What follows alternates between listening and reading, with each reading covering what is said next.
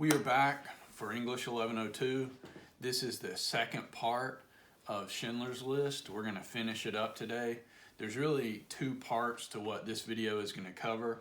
We are going to go through all the vocabulary words that are related to Schindler's List. And then once we get done with that, we are going to go through the second half of the movie and try to connect those words, those vocabulary terms, to things that happen in the second half of the movie. So let's dive into that terminology first. And you can see that there's 6 terms on here that are really important for us to know. There is protagonist, flat character, static character, round character, dynamic character, and hero. And what we really need to do, we can think of these in pairs. Hero and protagonist, flat character and round character, static character and dynamic character. So let's go through those in pairs. And then we will talk about how they connect to this movie. The first pair that is worth talking about is hero and protagonist. And the order that you should think about them in is really the opposite of the order that they're in here. You should think about hero because hero comes first historically.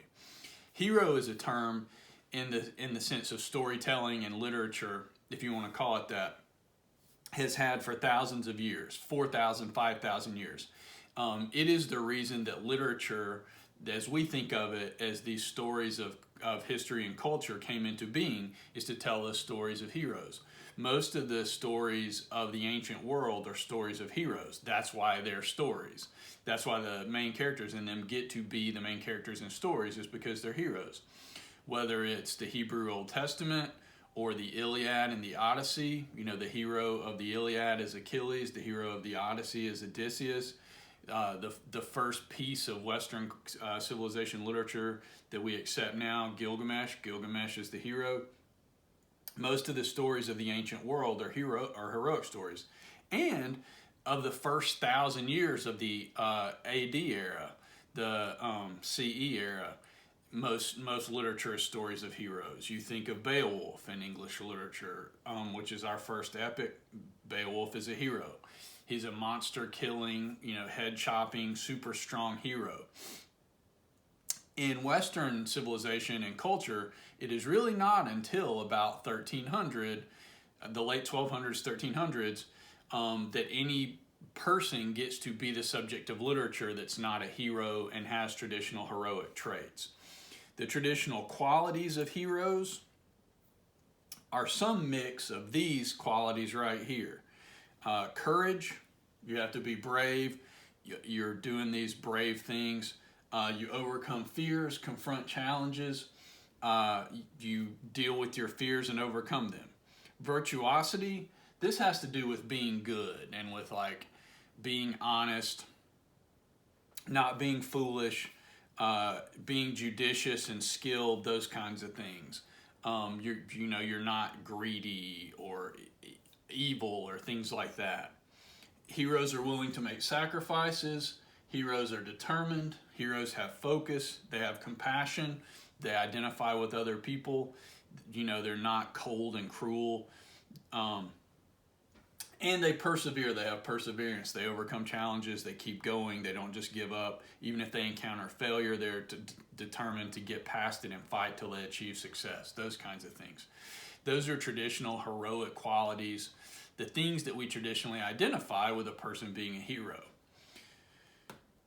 That's worth thinking about because sometime around the 1300s, and then especially when you get into the Renaissance, these other types of people get to be the main characters in stories and in literature.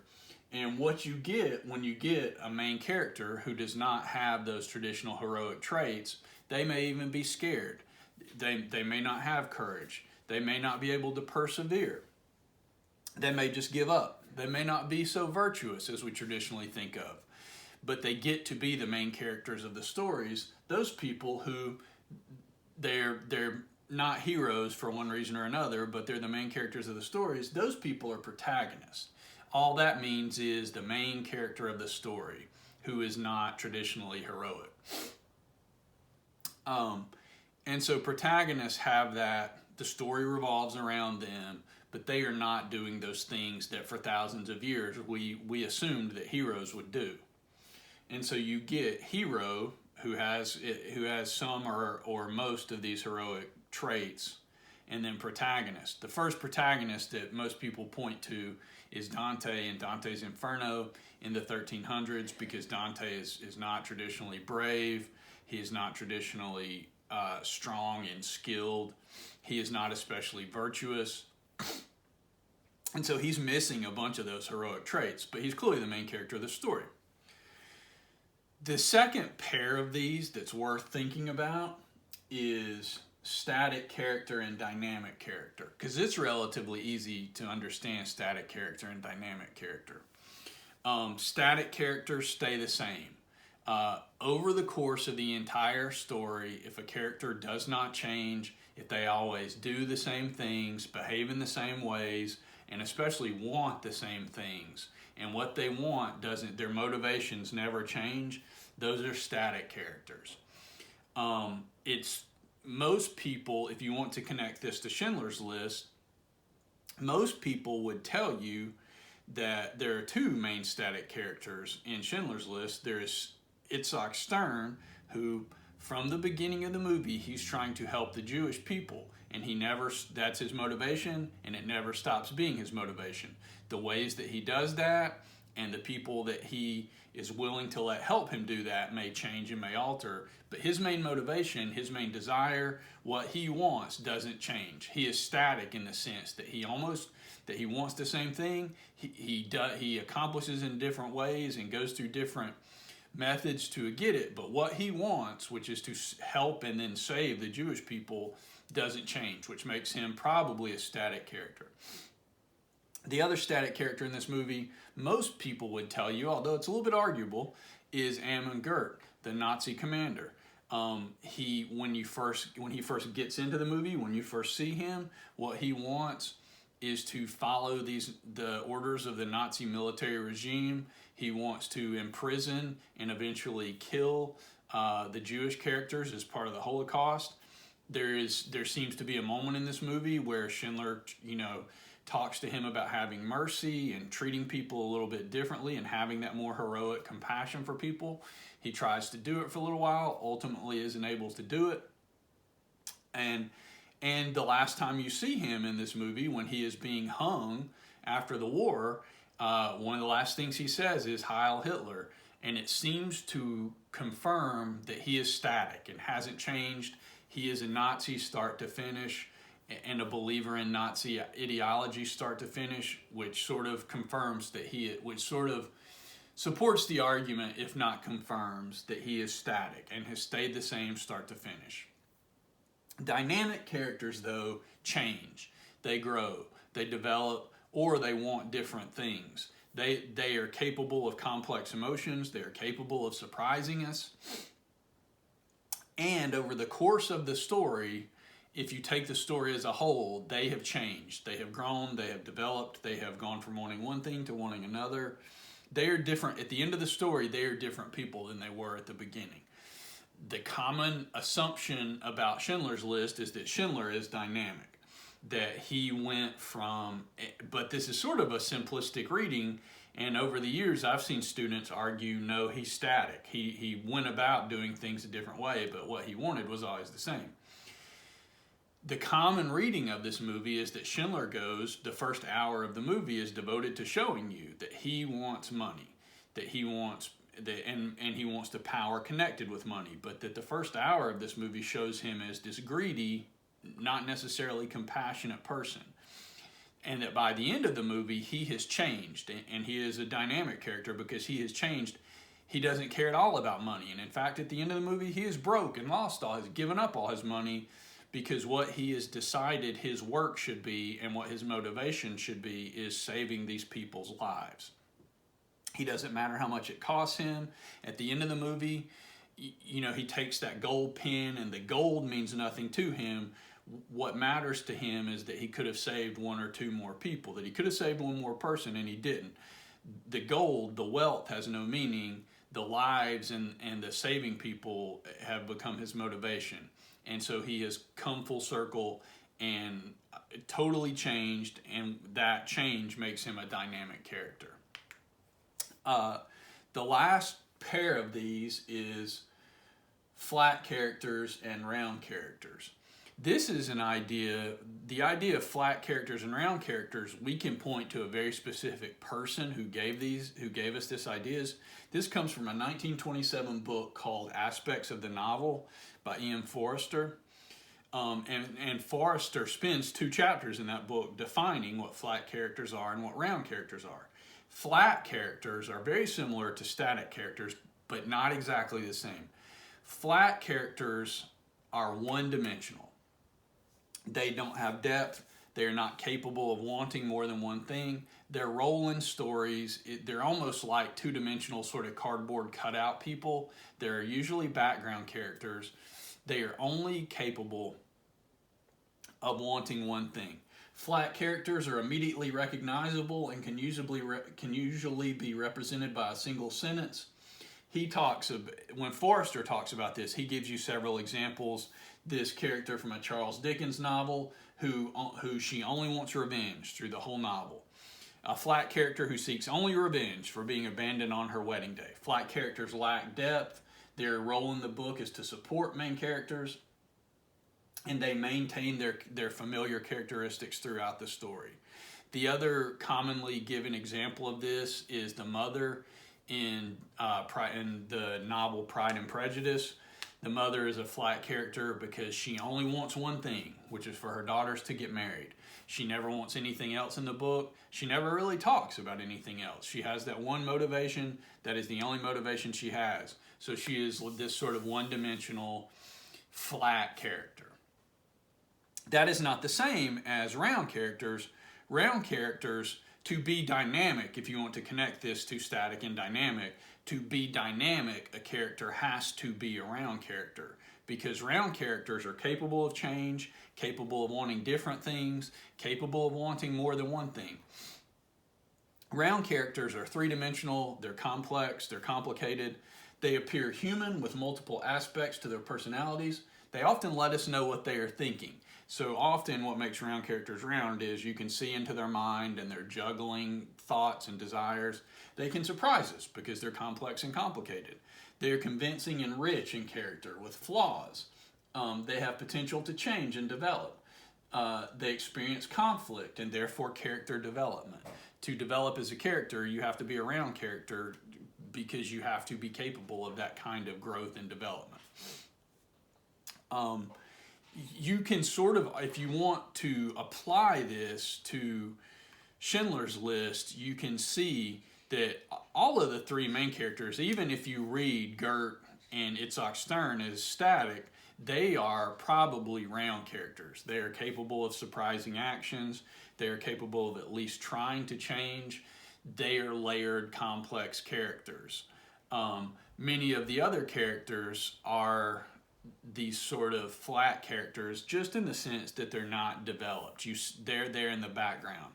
The mother and daughter that you see multiple times in the movie are probably flat characters. The reason they're in the movie is to try to survive. They do survive the whole movie, but they're never really developed, and they never really want anything else other than to survive. They may go about that survival in different ways. You know, you see the little girl hiding in the toilet and those kinds of things, but they're not really that complicated or layered or complex.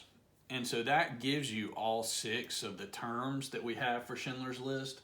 You've got flat characters and round characters, these sort of one-dimensional versus like three-dimensional complex characters.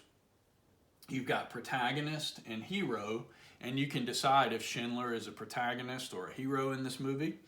And then you've got static characters who stay the same over the course of the whole story, and dynamic characters who, in the course of the whole movie, they change from one thing to another, or from wanting one thing to another, or behaving one way to behaving another way. that gives you the 6 final terms for the semester that are on the syllabus.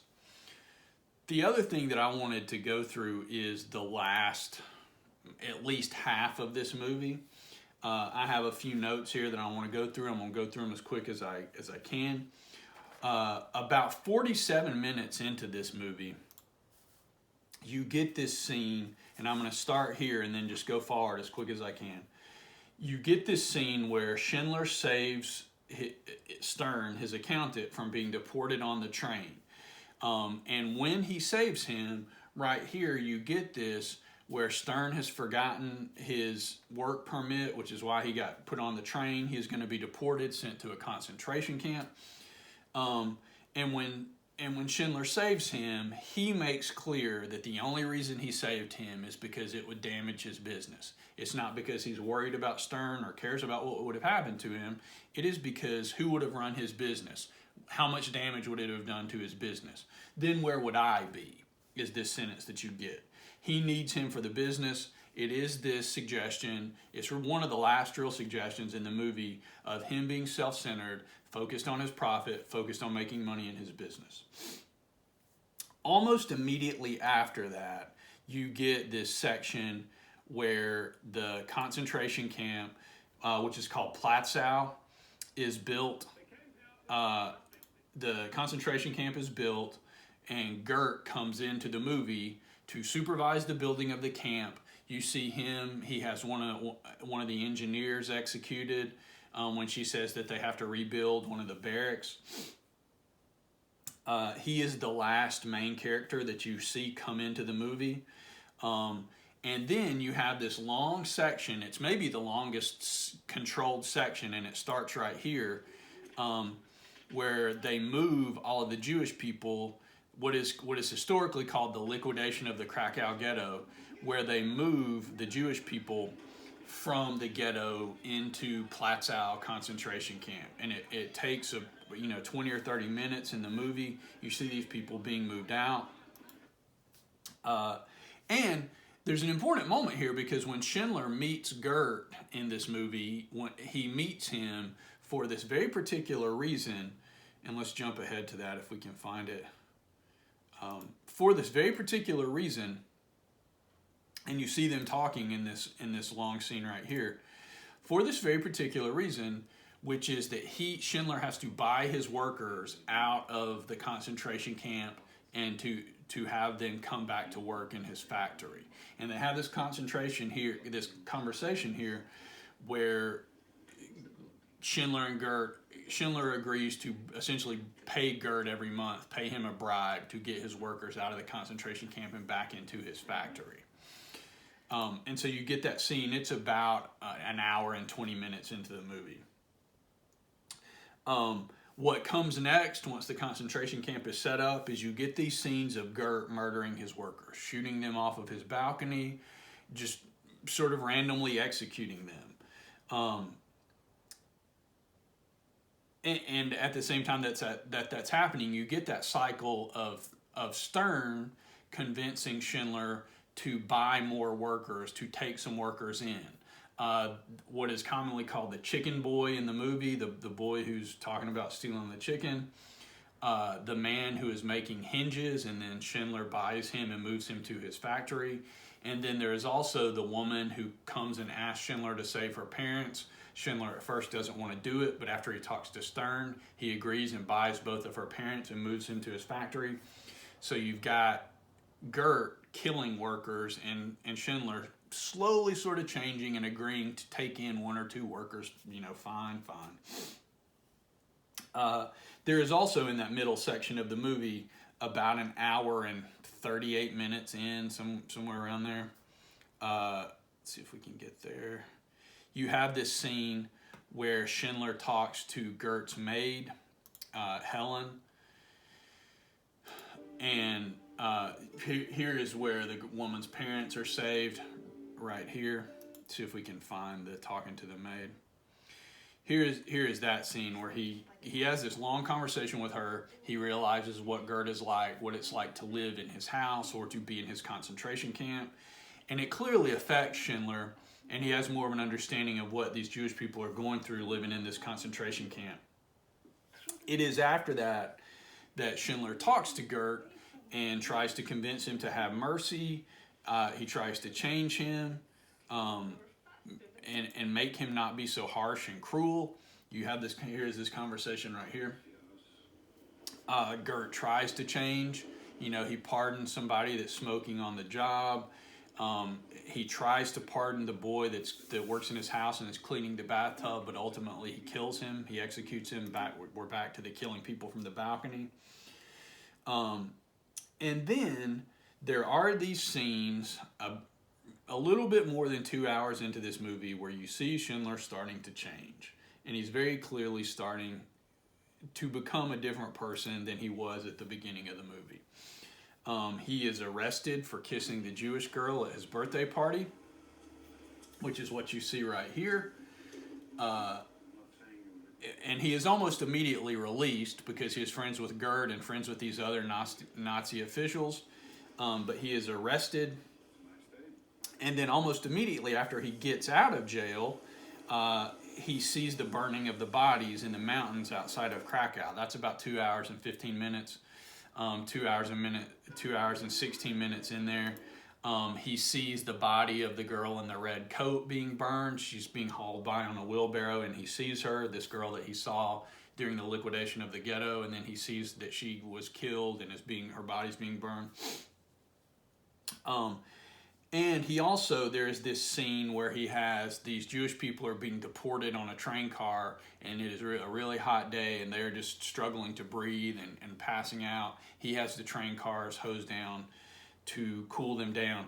And all of those scenes put together right after the 2 hours into the movie mark clearly show him changing and having some compassion, having some empathy for what is happening to these people. It is shortly after that when he decides to buy the workers in his plant. They are going to shut down,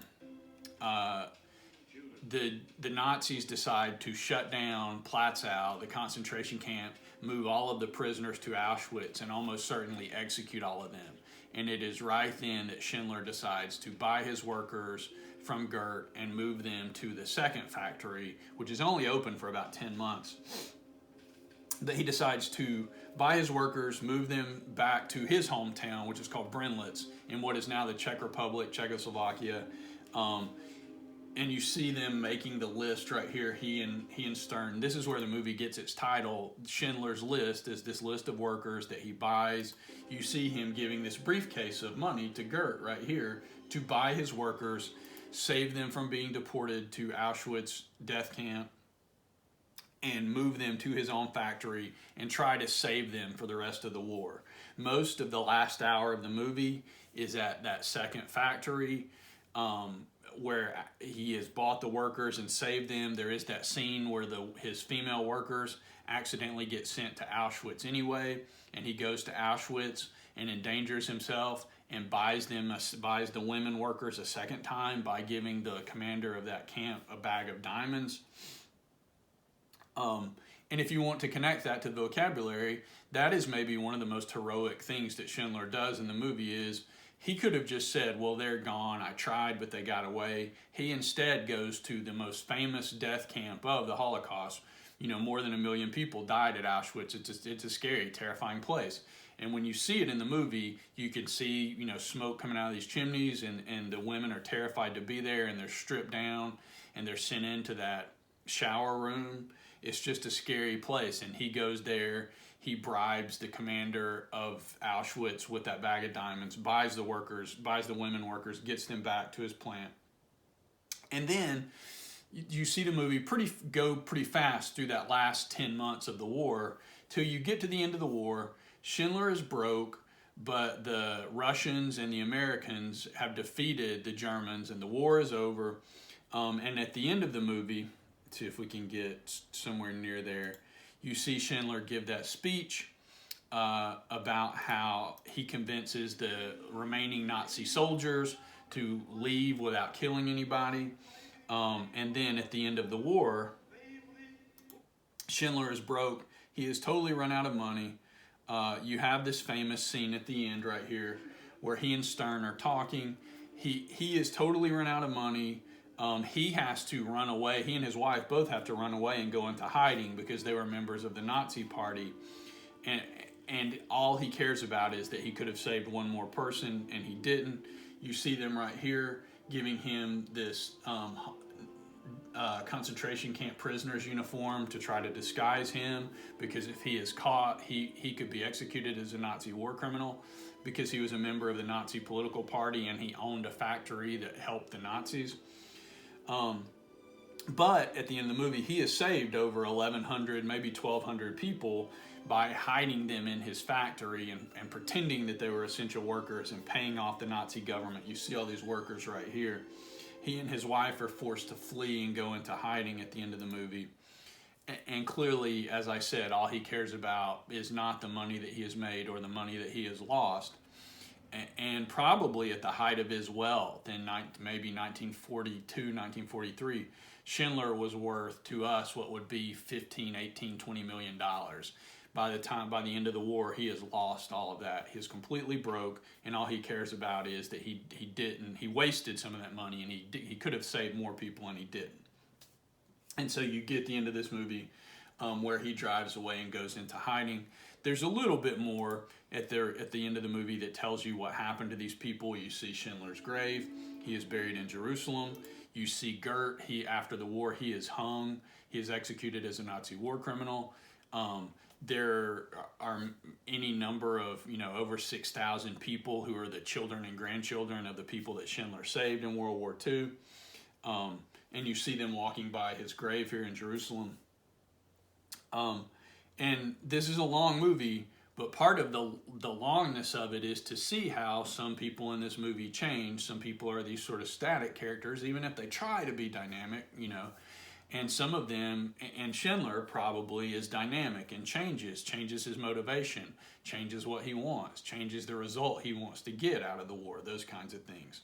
So if you circle all the way back to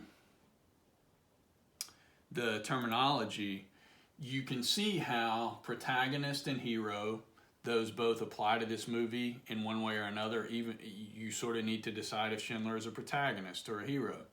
Flat characters and round characters. You have both of those in this movie. Characters who are simple. Even somebody like Pfefferberg, Schindler's smuggler. You see him get married in the course of the movie. He is the one who goes running into the sewer